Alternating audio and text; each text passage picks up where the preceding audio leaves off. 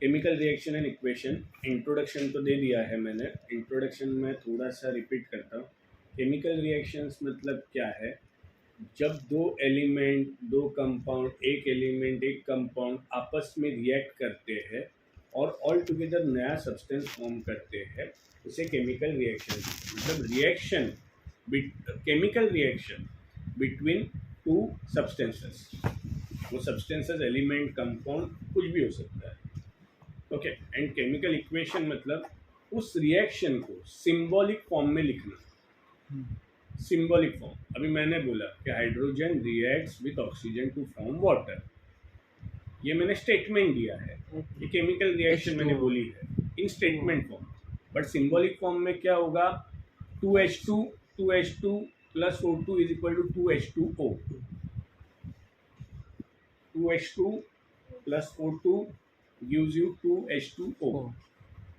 समझा? मतलब 2 atoms of hydrogen and 2 atoms of oxygen gives you 2 molecules of water, 2H2O। समझा? फिर हम लोग अभी कर रहे हैं एक्टिविटी 1.1। एक्टिविटी 1.1 क्या कहते हैं? The activity needs the teacher assistant. Okay, so answer, clean a magnesium ribbon about 2 centimetre long bye rubbing with a sand paper. अब मैग्नीशियम क्या है? ओके, एलिमेंट है और वो मेटल है, वो मेटल है मैग्नीशियम। मैग्नीशियम का एक रिबन, अभी मेटल की प्रॉपर्टी हमें पता है, they are malleable and ductile. तो उसका अपन एक वायर लिया, 2 सेंटीमीटर का वायर लिया, पहले उसको सैंड पेपर से रब किया। हेलो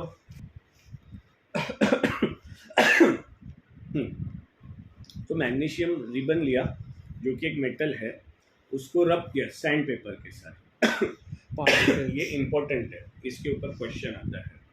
सैंड पेपर से रब करने की वजह क्या है? क्योंकि अगर वो ऑलरेडी ऑक्सीडाइज्ड हुआ है, ऑक्सीडाइज्ड मतलब उसने ऑक्सीजन के साथ ऑलरेडी कंबाइन हुआ है वो, तो वो बर्न नहीं करेगा, वो बर्न नहीं करेगा क्योंकि वो ऑलरेडी ऑक्साइड फॉर्म में है। अभी हमारा एक्टिविटी क्या है? हम लोग मैग्नीशियम रिबन ले रहे, जला रहे, उसको जला रहे तो एक केमिकल रिएक्शन होगा और मैग्नीशियम ऑक्साइड फॉर्म होगा। अपना एम पता चला क्या है? मैग्नीशियम रिबन को बंद करना है और मैग्नीशियम ऑक्साइड बनाना है, उसके लिए एयर में उसे बंद करना है। बट अगर उसके ऊपर ऑलरेडी मैग्नीशियम ऑक्साइड बना हुआ रहेगा तो वो फर्दर रिएक्शन नहीं करेगा। रस्टिंग मतलब क्या है? वो जो मेटल रहता है उसके ऊपर ऑक्सीजन का और मॉइस्चर का लेयर, बस एक केमिकल रिएक्शन है जिससे मेटल वीक हो जाता है, डिकम्पोज हो जाता है। तो वो हम लोग एक्टिविटी परफॉर्म करते हैं। तो क्लीन करने का रीज़न पता चला। Hold it with a pair of tongs, ये जो चिमटा है इसे टोंग्स कहते हैं। Burn it using a spirit lamp, spirit lamp लेके जलाना है और burner, and collect the ash so formed in a watch glass, उसे यहाँ पे वॉच ग्लास में वो ऐश को रखना है। Burn the magnesium ribbon keeping it as far as possible, जितना दूर हो सके उतना दूर रखो। What do you observe? तो यहाँ पे मैंने एम, ऑब्जर्वेशन, कंक्लूजन और एक्सप्लेनेशन सब लिखा है। एम क्या है इस एक्टिविटी का? To show the reaction between magnesium and oxygen present in the air. Observation क्या? Magnesium ribbon burns with a dazzling white flame. इस तरह के क्वेश्चन बहुत आते हैं। कौन से कलर का फ्लेम बना? एक्स मटेरियल है, उससे बर्न किया तो डैजलिंग वाइट फ्लेम दिखी, तो वो कौन से एलिमेंट है? हाँ, ये आया था, एक्स और वाई लिया था, हमको नेम करना था उसको, वो मैंने स्किप भी किया था। आते इस तरह के क्वेश्चन। तो dazzling white flame and changes into white powder। Conclusion, magnesium oxide is form, और इक्वेशन भी मैंने दिया है। कोई डाउट एक्टिविटी 1 में? क्या? MgO is form, sir 2 White MgO powder। Form होगा ना? हाँ 2 MgO फॉर्म होता है ना? क्या 2 MgO फॉर्म होगा ना? हुआ ना 2 MgO? हम तो MgO ही है। 10 करो।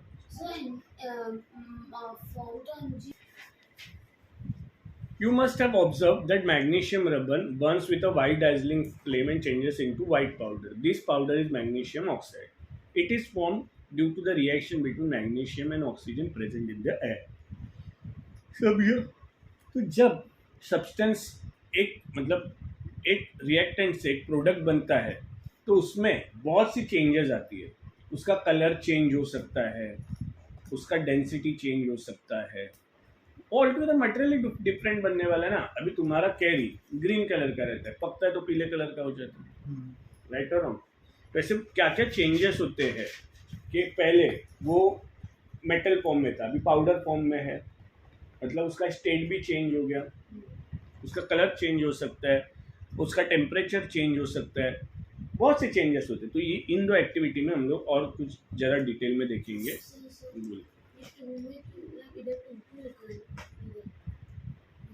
Two atoms of magnesium, two atoms of oxygen give you two molecules of magnesium oxide. हाँ. Take a lead nitrate solution in a test tube. lead nitrate का solution लेना है तुम्हें टेस्ट ट्यूब में। Add potassium iodide. lead nitrate तो ये क्या लगता है क्या है?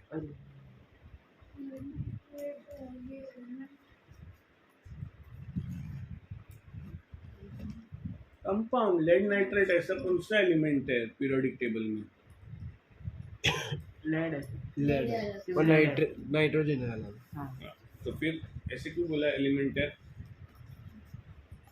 तो ये दो कंपाउंड आपस में रिएक्ट कर रहे हैं, तो तुम्हें ऑब्जर्व करने के क्या क्या हो रहा है। तो अपना aim to show change in state and colour when chemical reaction take place. तो अभी कलर और स्टेट चेंज होने वाला है। Observation, lead nitrate reacts with potassium iodide to give lead iodide and potassium nitrate. अब ये कंपाउंड था, lead के साथ नाइट्रेट था, अब लेड के साथ आयोडाइड चला गया जो कि पहले पोटेशियम के साथ था, और नाइट्रेट जो कि लेड के साथ था पोटेशियम के साथ आ गया। The colour of product is different from reactant. तो जब रिएक्टेंट स्टेट में थे तो तब जो उनका कलर था वो अभी प्रोडक्ट फॉर्म में कलर चेंज हो गया है। Equation, lead nitrate plus potassium iodide give you lead iodide plus potassium nitrate. Conclusion, the change in colour is due to reaction. और यहाँ पे इनसोल्यूबल सॉल्ट बना। PbI2 is yellow precipitate. Precipitate मतलब water, rainfall. हाँ rainfall क्या? Rainfall वो precipitation होता है, जॉब वो क्या है? प्रेसिपिटेट मतलब क्या है कि जब तू एक सॉल्यूशन, एग्जांपल ही देता ना, तूने सैंड लिया या मड लिया, वाटर लिया, दोनों को अच्छे से हिला, दोनों को अच्छे से हिला। अब मड जो रहेगा वो पूरा यूनिफॉर्म रहेगा, ओके, बट तू उसे थोड़ी देर रख दे, घंटे भर के लिए, 2 घंटे, तो पूरा का पूरा मड नीचे सेटल हो जाएगा। हाँ, वो तो ना अभी जिसमें वो नीचे बैठ जाएगा, बराबर। तो नीचे जो सॉलिड पार्ट बच जाता है, लिविंग द लिक्विड अप, उसे प्रेसिपिटेट कहते हैं। तो यहाँ पे लेड आयोडाइड एक प्रेसिपिटेट है और पोटेशियम नाइट्रेट कलरलेस सॉल्यूशन है। और ये जो रिएक्शन है डबल डिस्प्लेसमेंट रिएक्शन है। डबल डिस्प्लेसमेंट रिएक्शन मतलब क्या ऊपर के अंदर? नहीं। AB एक कंपाउंड है, ये एक अलग एलिमेंट है, कोई भी हो सकता है, ये एक अलग एलिमेंट है, ये एक अलग एलिमेंट है।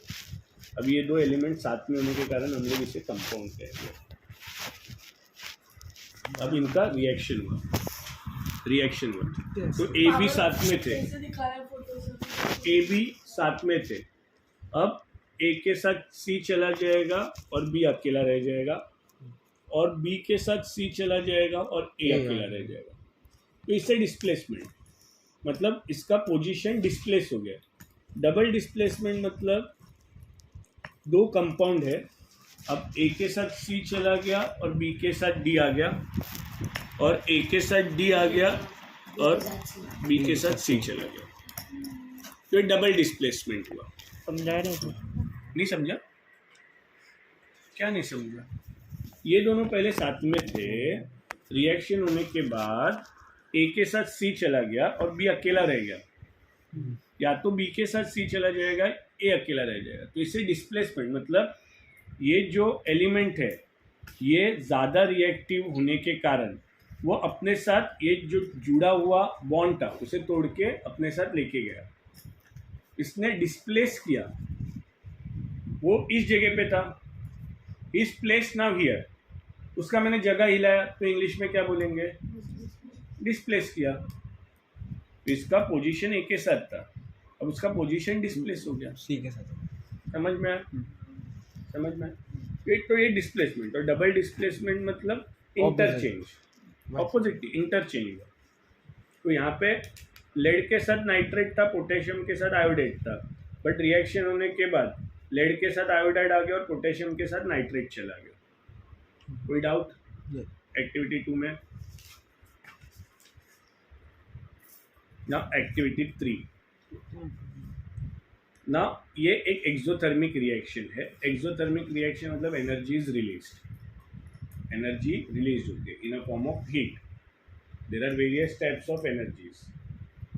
दो एग्जांपल दे, मैंने बोला mechanical energy, potential energy. Mechanical now energy. Okay okay to show the reaction between, यहाँ पे एम क्या हमारा जिंक ग्रैन्युल्स और हाइड्रोक्लोरिक एसिड या सल्फ्यूरिक एसिड का रिएक्शन कराना है और हाइड्रोजन गैस को लिबरेट करना है। लिबरेट करना है मतलब जब रिएक्शन होगा तो ये अकेला एलिमेंट बचेगा और वो गैसियस स्टेट में होने के कारण वो रिएक्शन से बाहर चला जाएगा। अब हाइड्रोजन गैस ही निकल रही है, ये कैसे पता चलेगा? अभी थोड़ी देर पहले मैंने बोला था हाइड्रोजन गैस इज कंबस्टिबल। तो जो गैस निकल रही है ना, वहाँ पे स्प्लिंटर मतलब एक ऐसी डंडी लाइक थिंग रहती है, उसको रखेंगे ना तो वो हाइड्रोजन गैस जलेगी, बर्न होगी और वो पॉपिंग साउंड, हाँ पॉपिंग साउंड आएगा। मतलब मैस्टिक भी लगा देना, टेस्ट ट्यूब में से गैस निकल रही है, वहाँ पे मैस्टिक जला के लगा दे उसके ओपनिंग पार्ट पे, मतलब ये ऐसा टेस्ट ट्यूब है तो यहाँ पे ऐसे माचिस जला के ऐसे रख देगा तो पॉपिंग साउंड में हाइड्रोजन गैस बर्न होगा। विजुअलाइज हो रहा है? विजुअलाइज हो रहा है। To show that reaction between zinc granule and so and so. Observation क्या है? जब रिएक्शन होगा, किसका रिएक्शन? जिंक ग्रैन्युल का और HCl एसिड का, तो हाइड्रोजन गैस निकलेगी and conical flask become warm. Warm मतलब गर्म हो जाएगा क्योंकि एनर्जी रिलीज हो रही है। इस टाइप के रिएक्शन को एक्सोथर्मिक रिएक्शंस कहते हैं। Conclusion: from this reaction we can conclude that when a chemical reaction takes place there is a change in the state, color and temperature. Energy release हुई ना, वो पहले जो टेस्ट ट्यूब था normal temperature पे था, कुछ गर्म वगैरह नहीं था, बट जैसे ही दोनों का रिएक्शन हुआ जिंक ग्रैन्युल और HCl उस टेस्ट ट्यूब में साथ में हम लोगों ने डाल दिए, अरे ये हटा ना इसको, बैग को नहीं डाला था क्या, कैमरा में नहीं आ रहा था। अरे बैग हटा ना।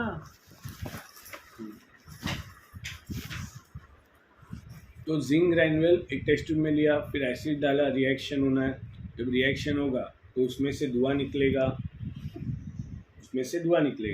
वो जो धुआं है, गैस है, वो हाइड्रोजन गैस है। और वो हम लोग टेस्ट कैसे करेंगे? उस स्प्लिंटर लेके।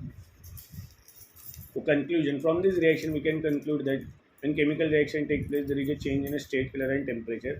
Reaction is zinc plus HCl is equal to zinc chloride plus H2 और ये एरो इंडिकेट कर रहा है कि हाइड्रोजन गैस रिलीज हो रही है from the reaction plus heat energy. Sulphuric acid का भी रिएक्शन दिया है, जिंक सल्फेट बना, H2 गैस रिलीज हुई प्लस हीट एनर्जी। कोई डाउट है इस रिएक्शन में, इस एक्टिविटी 1.3 में? कर क्या रहा है? ये इक्वेशन है जो zinc ग्रैन्युल्स reacting with HCl, zinc chloride बना और हाइड्रोजन गैस रिलीज हुई और हीट एनर्जी बना because it is exothermic reaction. Same zinc reacting with sulphuric acid, zinc sulphate बना, हाइड्रोजन गैस बना और हीट एनर्जी। कोई डाउट एक्टिविटी 1.3 में, 1.2 में? पक्का? From the above 3 activities, we can say that any of the following observation help us to determine whether the chemical reaction has taken place: change in a state, change in a color, evolution of a gas, and change in a temperature. As we observe the changes around us, we can see that there is a large variety of chemical reactions taking place around us. We will study about the various type of chemical reaction and their symbolic representation. Symbolic representation मतलब equation. क्या हुआ? Pause कर रहा है? बंद कर लो। हाँ? हाँ